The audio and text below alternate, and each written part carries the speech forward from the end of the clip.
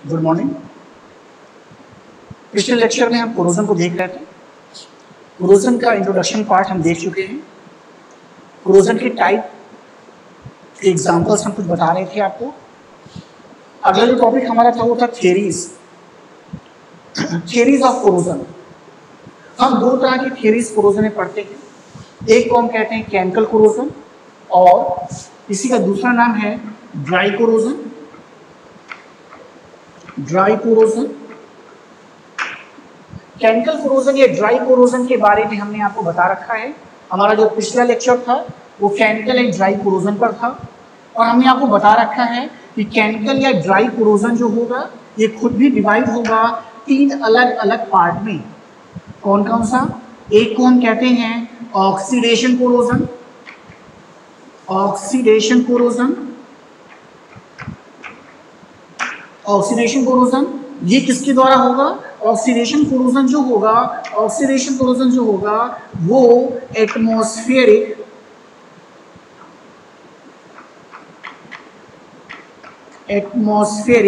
Oxygen के कारण होगा। अगर कोरोजन एटमॉस्फेरिक ऑक्सीजन के कारण हो रहा है तो वो कोरोजन कहलाएगा ऑक्सीडेशन कोरोजन। डिटेल में मैंने बताया हुआ है आपको। दूसरा जो होगा अदर गैसेस कोरोजन होगा। अदर गैसेस कोरोजन मतलब कोरोजन अदर देन ऑक्सीजन, मतलब ऑक्सीजन के अलावा अगर कोई गैस जो है कोरोजन को क्रिएट करती है तो वो कहलाएगा अदर गैसेस कोरोजन। एग्जाम्पल भी हमने बताया। सपोज करिए carbon dioxide gas, H2S gas, Cl2 gas, SO2 gas. अगर ये कोरोजन को क्रिएट कर रहे हैं तो ये कोरोजन किसमें कंसीडर किया जाएगा? अदर गैसेस कोरोजन में कंसीडर किया जाएगा। तीसरा जो हमारा टाइप है वो क्या है? तीसरा हमारा जो टाइप है वो है liquid metal corrosion. Liquid metal corrosion. Liquid metal corrosion का मतलब क्या है? लिक्विड मेटल का कोरोजन मतलब ये है कि कोई भी एनहाइड्रस मेटल है और ये एनहाइड्रस मेटल क्या कर रहा है? ये एनहाइड्रस मेटल जो है क्या कर रहा है? ये कोरोजन क्रिएट कर रहा है। ठीक है, तो ये कंसीडर किया जाएगा लिक्विड मेटल कोरोजन में। एनहाइड्रस मेटल जो है ये लिक्विड कंडीशन में होना चाहिए, यानी एनहाइड्रस लिक्विड मेटल लिखना हमारे लिए सही है। ऐसा तो ये तीन तरह के जो कोरोजन आप देख रहे हैं ये सारे के सारे केमिकल कोरोजन या ड्राई कोरोजन हैं। तीनों प्रकार के कोरोजन में क्या नहीं होगा? तीनों प्रकार के कोरोजन में ना तो मॉइस्चर का इन्वॉल्वमेंट होगा, ना तो मॉइस्चर का इन्वॉल्वमेंट होगा और ना ही किसी भी लिक्विड मीडियम का इन्वॉल्वमेंट होगा। ये दोनों चीजें ही क्या होंगी? ये दोनों चीजें ही अब्सेंट होंगी मीडियम में। ऐसा ये दोनों चीजें ही मीडियम में नहीं पाई जाएंगी, यानी इनके अब्सेंस में क्या है? अगर कोरोजन इनके द्वारा हो रहा है तो वो कंसीडर किया जाएगा केमिकल कोरोजन या फिर ड्राई कोरोजन में।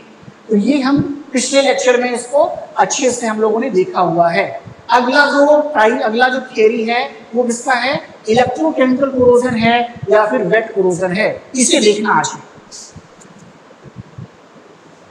तो जो अगली थियरी है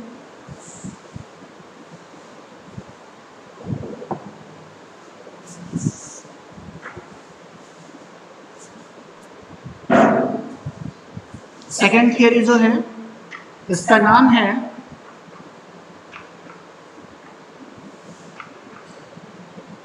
इलेक्ट्रोकेमिकल कोरोजन और wet corrosion.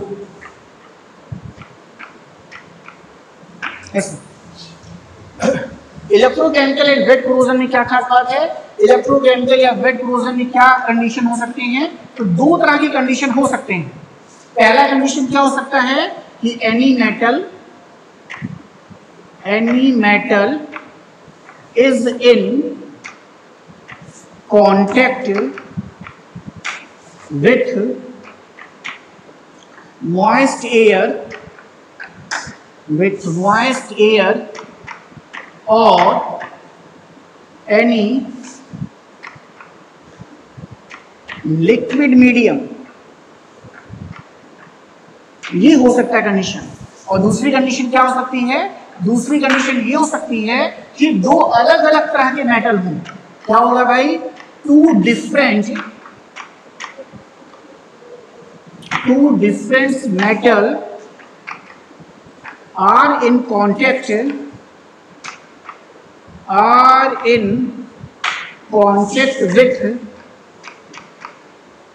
with any liquid medium।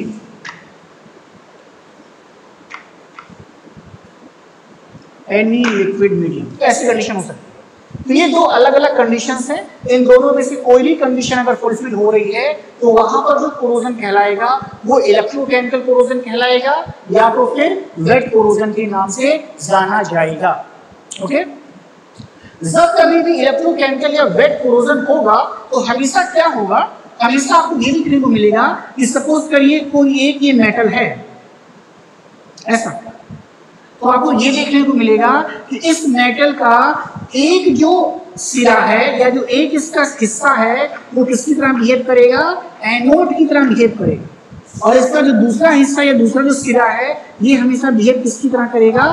Cathode की तरह बिहेव करेगा। ऐसा यानी क्या होगा कि दोनों ही सिरों पर क्या होगा? अलग अलग तरह के रिएक्शंस होंगे। एनोड पर जो रिएक्शन होगा एनोडिक रिएक्शन कहलाएगा और जो कैथोड पर रिएक्शन होगा उसे कैथोडिक रिएक्शन के नाम से जाना जाएगा। ये तो तब की बात है जब आपके पास एक मेटल है, जैसा पहली कंडीशन थी ऐसा। लेकिन अगर दो अलग अलग तरह के मेटल हैं तो वहां पर भी क्या होगा? वहां पर भी आपको ये देखने को मिलेगा, सपोज करिए ऐसा है, ये कोई लिक्विड मीडियम है ऐसा, तो वहां पर भी आपको क्या देखने को मिलेगा कि इसमें से एक जो मेटल है उसका बिहेवियर कैसा होगा? उसका बिहेवियर एनोड की तरह होगा और जो दूसरा मेटल है उसका बिहेवियर कैसा होगा? कैथोड की तरह होगा।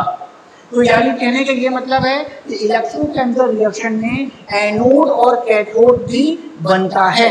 एनोड और कैथोड अगर नहीं बन रहा है तो इलेक्ट्रोकेमिकल रिएक्शन नहीं होगा।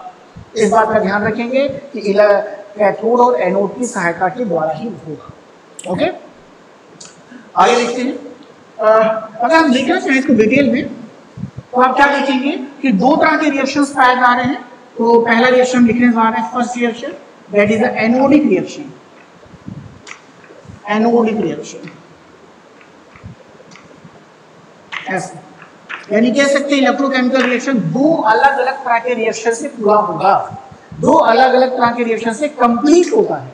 उसमें से पहला है एनोडिक रिएक्शन। क्या खास बात है एनोडिक रिएक्शन में? खास बात ये है, फर्स्ट पहली बात क्या है कि इट अकर्स एट एनोड। पहली बात यही होगी कि भाई कहां पर होगा? एनोड पर होगा। और क्या होगा इसमें खास बात भाई? इसमें क्या होगा कि इन anodic reaction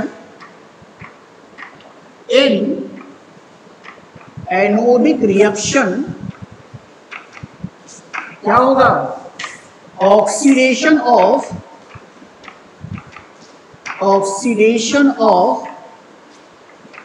metal takes place. ये दूसरी खास बात होगी। क्या होगा कि कोई भी एनोडिक रिएक्शन होगा तो उसमें मेटल का ऑक्सीडेशन आपको देखने को मिलेगा। यानी कहने का मतलब है कि इस तरह के रिएक्शन में इलेक्ट्रॉन क्या होते हैं? इलेक्ट्रॉन रिलीज होते हैं।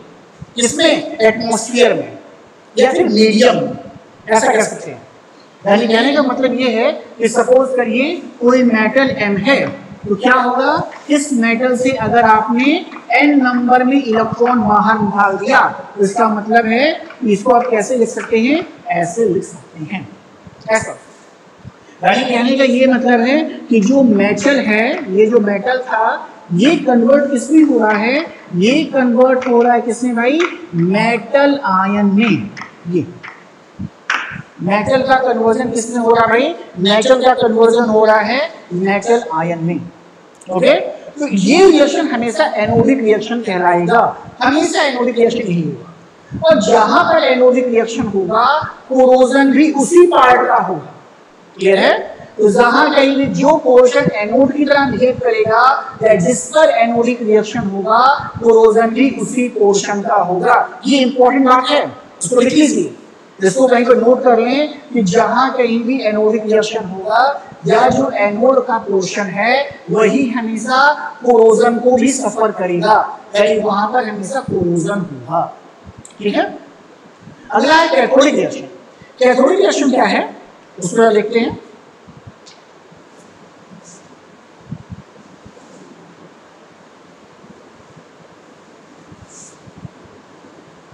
अगर बात करें कैथोडिक रिएक्शन की तो सबसे पहली बात तो यही होगा। दूसरा number cathodic reaction, cathodic reactions. सबसे पहली बात क्या होगी? सबसे पहली बात ये होगा कि भाई कहां होगा? This reaction takes place at cathode, ऐसा लिख सकते हैं, यानी कह सकते हैं कैथोडिक रिएक्शन, फर्स्ट पॉइंट लिख सकते हैं cathodic reactions take place at cathode. तो पहला तो यही बात हुआ। ठीक है? दूसरी बात क्या होगा? दूसरी बात क्या होगा इसमें खास बात कि ये जो रिएक्शन होगा ये क्या करेगा? जो इलेक्ट्रॉन आपका एनोड में निकल रहा है उसको कंज्यूम करेगा। क्लियर है? यानी कहने का मतलब है this reactions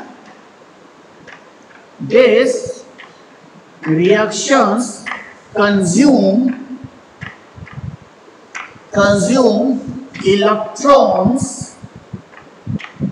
electrons released in anodic reactions,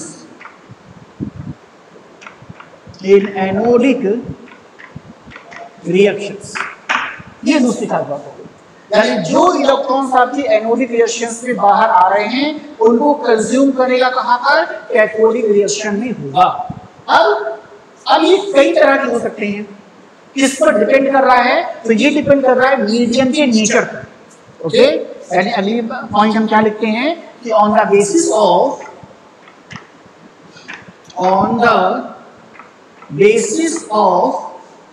medium,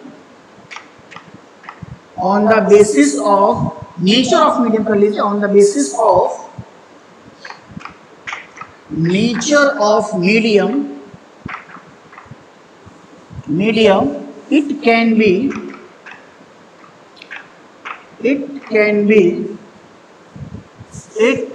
be following types.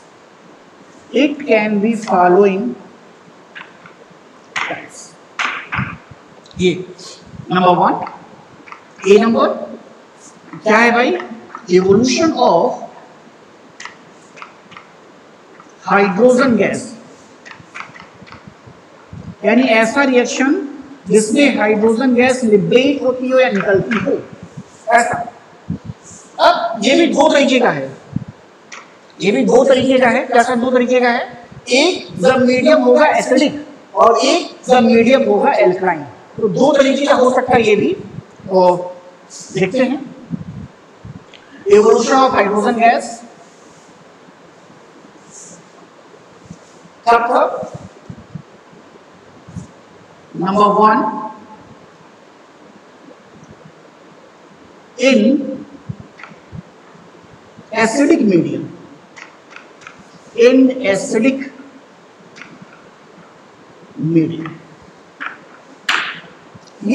Medium के लिए है। एसिडिक मीडियम में क्या होगा? मीडियम अगर एसिडिक है तो जाहिर सी बात है हाइड्रोजन आयन क्या होंगी? पाए जाएंगे। तो ये जो हाइड्रोजन आयन है ये क्या करेंगे? इलेक्ट्रॉन को एक्सेप्ट करेंगे और इलेक्ट्रॉन को एक्सेप्ट करने के बाद किसमें कन्वर्ट हो जाएंगे? Hydrogen gas.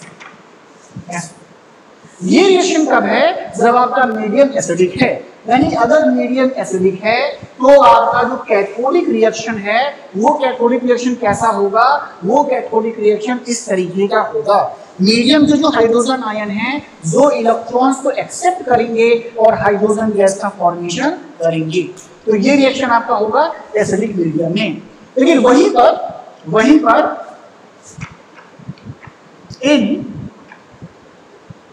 इन न्यूट्रल और इन एल्कलाइन मीडियम, वहीं पर क्या भाई, अगर मीडियम कैसा हो, न्यूट्रल हो या फिर एल्कलाइन हो, ऐसी कंडीशंस में आपको क्या देखने को मिलेगा, ऐसी कंडीशंस में आपको यह देखने को मिलेगा कि भाई वाटर रहेगा केवल तब, कोई मीडियम पावर है नहीं, ये क्या करेगा, इलेक्ट्रॉन को एक्सेप्ट करेगा ऐसा, और किस में कन्वर्ट हो जाएगा, हाइड्रोजन गैस में कन्वर्ट हो जाएगा, और बाकी का जो पोर्शन होगा वो किस में कन्वर्ट हो जाएगा, हाइड्रोक्साइड आयंस में ऐसा। तो अगर मीडियम या तो न्यूट्रल है या तो एल्कलाइन है तो आपको क्या देखने को मिलेगा, आपको इस तरह के रिएक्शंस देखने को मिलेंगे। तो ये दो रिएक्शंस कब हैं, ये दो रिएक्शन तब हैं कि जब मीडियम एसिडिक या न्यूट्रल है। लेकिन सबसे इंपॉर्टेंट बात अब आने वाला है, यहाँ पे क्या बात आने वाला है, देखिए ध्यान दीजिएगा। मीडियम एसिडिक है, मीडियम न्यूट्रल या एल्कलाइन है, लेकिन मीडियम में ऑक्सीजन नहीं है भाई,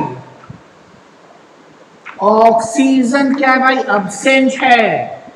सबसे जरूरी बात, ये बात सबसे जरूरी बात है, ये सबसे जरूरी बात क्या आ रही है कि मीडियम में ऑक्सीजन नहीं पाया जा रहा है। मीडियम में अगर ऑक्सीजन नहीं है और एसिडिक या न्यूट्रल या एल्कलाइन मीडियम है तो इस तरीके के रिएक्शंस आपको देखने को मिलेगा। क्लियर है? लेकिन अगर ऑक्सीजन प्रेजेंट है जो नॉर्मल कंडीशन में होती है तब क्या होगा आपका रिएक्शन, तब क्या होगा, तो क्या हो जाएगा, आपका नाम चेंज होगा। जैसे यहाँ पे इवोल्यूशन ऑफ हाइड्रोजन गैस था ना, अब जो होगा एब्जॉर्प्शन ऑफ ऑक्सीजन हो जाएगा। प्रोसेस का नाम क्या हो जाएगा, एब्जॉर्प्शन ऑफ ऑक्सीजन, क्योंकि एटमॉस्फेरिक ऑक्सीजन मीडियम में प्रेजेंट है तो उसको एब्जॉर्ब करेगा। ओके, कैथोड जो होगा उसे एब्जॉर्ब करेगा। यानी कहने का क्या मतलब है, कहने का मतलब ये है, कहने का ये मतलब है बी नंबर,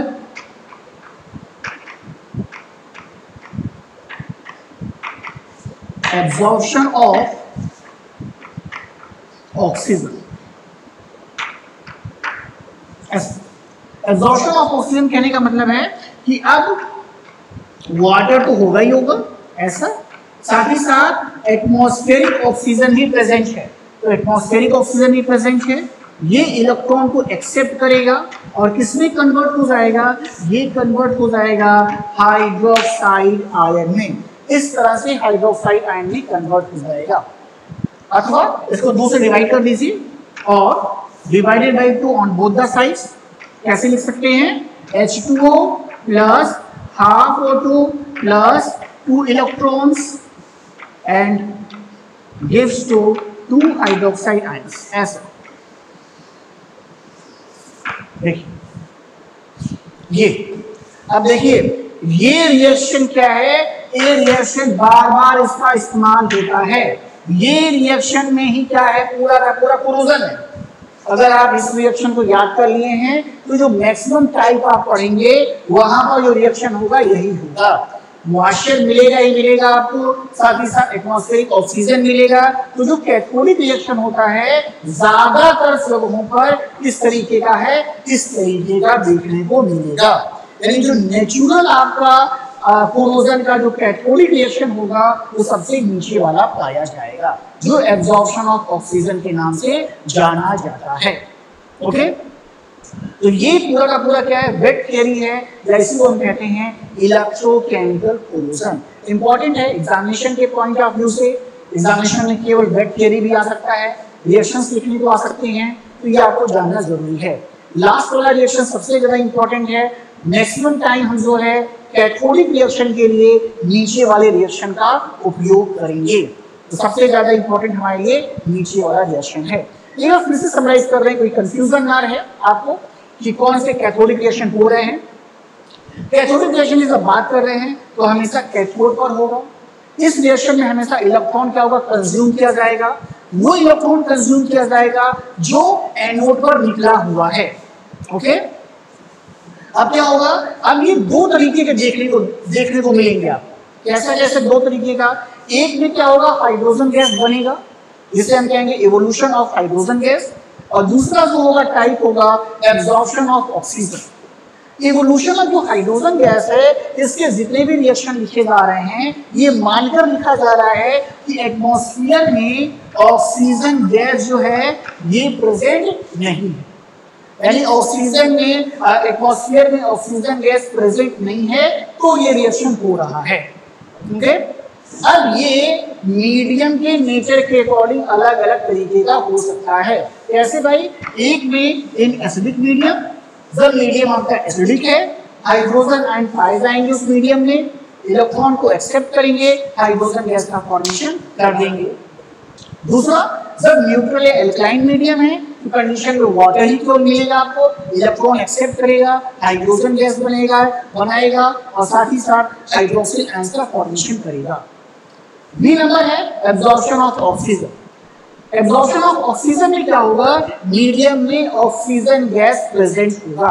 अगर मीडियम में ऑक्सीजन गैस प्रेजेंट है तो कैथोड पर जो रिएक्शन होगा उस रिएक्शन में ऑक्सीजन गैस को एब्जॉर्ब किया जाएगा।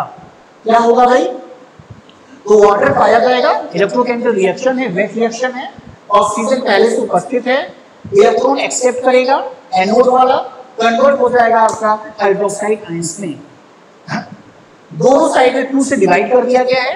2 से डिवाइड करने पर H2 + ½ O2 + 2 electron gives to 2 hydroxide ions.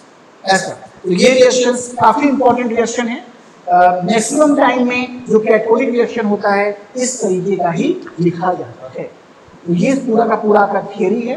2 theories थी, दोनों थियरी को हमने डिटेल में पढ़ा हुआ है और जाना है कि कौन कौन सी थियरीज हैं। इस तरह से थियरी का पोर्शन हमारा खत्म हो रहा है, तो कोरोजन का लगभग हाफ पोर्शन खत्म हो जाता है थियरी के पोर्शन को खत्म करने पर। अब जो होगा इसका टाइप है, टाइप अगला होगा टाइप्स ऑफ कोरोजन। देखते हैं टाइप्स ऑफ कोरोजन।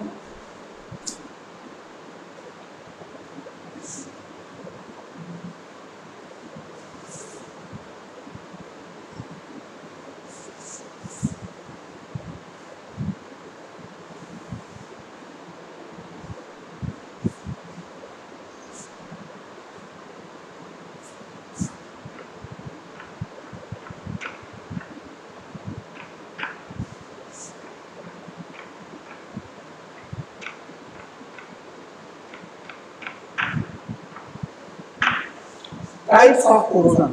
कोरोजन कितने प्रकार का हो सकता है, तो कोरोजन के प्रकार हम देखने जा रहे हैं। नंबर 1,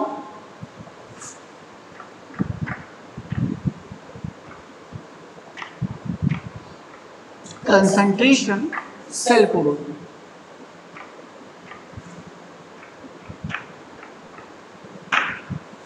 कंसंट्रेशन सेल कोरोजन है पहला। कंसंट्रेशन सेल कोरोजन में हम क्या लिख रहे हैं, ऑक्सीजन की कंसंट्रेशन। हमारा फोकस किस पर होगा, ऑक्सीजन पर। एटमॉस्फेरिक ऑक्सीजन की कंसंट्रेशन का अगर कुछ डिफरेंस पाया जा रहा है तो इस डिफरेंस के कारण जो कोरोजन होगा वो कहलाएगा concentration cell corrosion.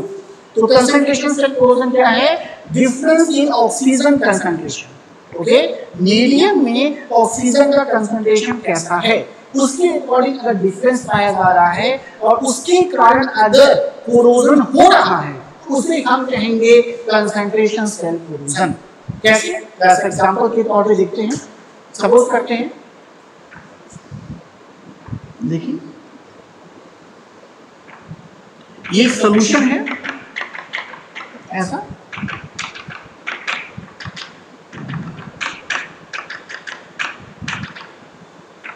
Dilute NaCl का सॉल्यूशन ले लेते हैं।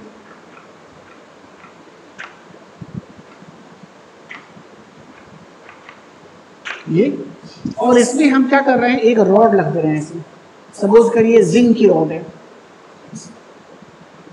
ऐसा टिल्ड, ये रॉड है, ये जिंक की रॉड है ऐसा, हमने इसमें डिप कर रखा है। कुछ पोर्शन तो है इस डाइल्यूट NaCl के अंदर है और कुछ पोर्शन बाहर है। तो आपको देखने से लग रहा होगा कि भाई एयर का कंसंट्रेशन अलग अलग है। अब ये पोर्शन देखिए, ये पोर्शन जो बाहर की साइड में है कैसा होगा, वेल एरिएटेड होगा। कैसा होगा भाई,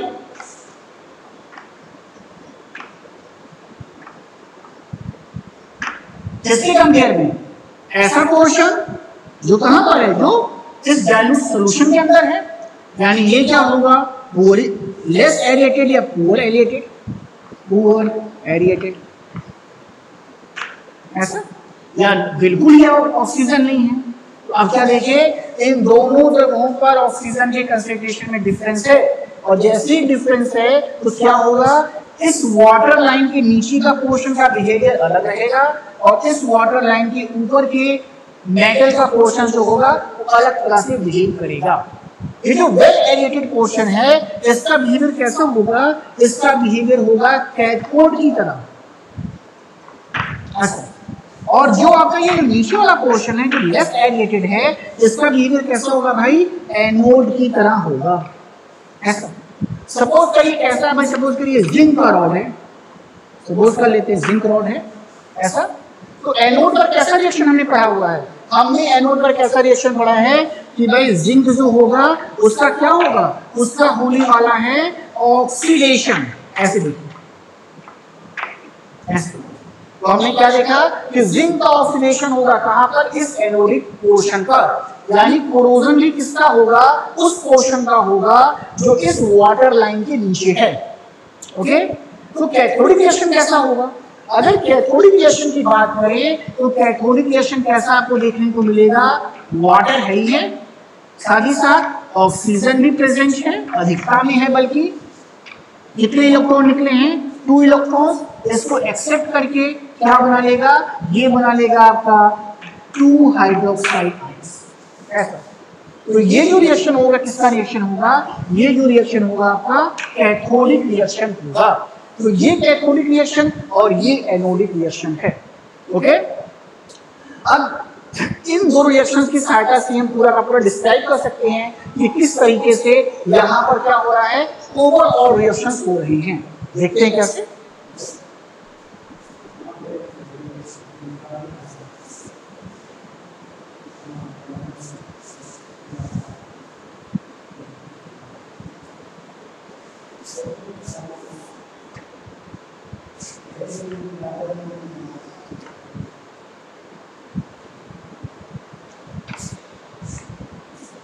ओवरऑल रिएक्शन,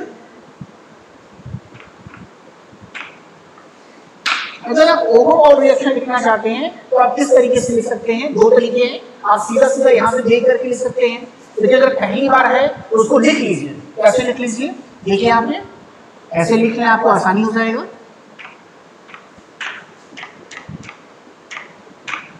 ये एनोडिक रिएक्शन हो गया। कैथोडिक रिएक्शन कैसे लिख रहे हैं, कैथोडिक रिएक्शन के लिए H2O plus half O2 plus 2 electrons gives to 2 hydroxide ions. ऐसा आप देख लें ओवरऑल रिएक्शन, इलेक्ट्रॉन्स इलेक्ट्रॉन्स आप कट कर सकते हैं। ये हो जाएगा आपका, ये हो जाएगा Zn and plus H2O plus half O2,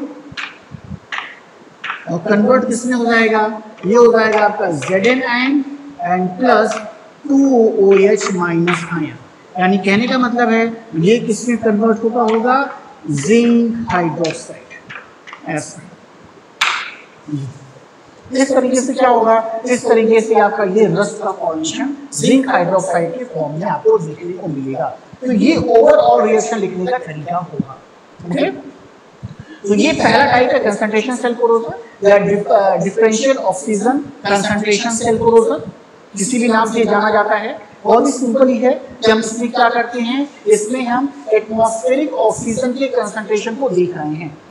यानी किसी भी मेटल को अगर आप क्या कर रहे हैं, किसी भी सोल्यूशन में हाफ बीट कर रहे हैं, आधा पोर्शन सोल्यूशन के अंदर है और कुछ पोर्शन सोल्यूशन के बाहर है, तो ऐसा पोर्शन जो सोल्यूशन के अंदर है वो जो होगा वहां पर ऑक्सीजन का कंसंट्रेशन कम होगा या बिल्कुल ही नहीं होगा।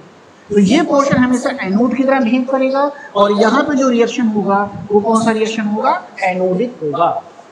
ऐसा रिएक्शन जो वेल एरेटेड होगा उसका बिहेवियर कैसा होगा, उसका बिहेवियर होगा कैथोड, और वहां पर जो रिएक्शन होगा वो कैथोडिक रिएक्शन होगा। कौन सा, एब्जॉर्प्शन ऑफ ऑक्सीजन, ये। तो इस रिएक्शन को यहां पर लिखेंगे। अब दोनों रिएक्शन को हमें जोड़ के लिखना होता है तो ओवरऑल रिएक्शन को लिखा जाता है। कैसे लिखते हैं, तो एक बार आप एनोडिक रिएक्शन लिख दीजिए, एक बार आप कैथोडिक रिएक्शन लिख दीजिए और दोनों रिएक्शन को आपस में एड अप कर दीजिए। इस तरह से जब एड अप करेंगे तो आपको क्या दिखाई देगा, इस तरह का रिएक्शन आपको दिखाई देगा और ये जो हो जाएगा आपस में मिलके क्या बना लेगा, जिंक हाइड्रोक्साइड। इस तरीके से हम देख सकते हैं कि हम बता सकते हैं कि वास्तव में जो पहला टाइप है उसको किस तरीके से डिस्क्राइब किया जा सकता है और कौन कौन से रिएक्शन इसमें लिखे जा सकते हैं। इसमें और भी टाइप हैं, उनको अगले हम लोग लेक्चर में देखेंगे कि और कौन कौन से टाइप हो सकते हैं। Okay, thank you.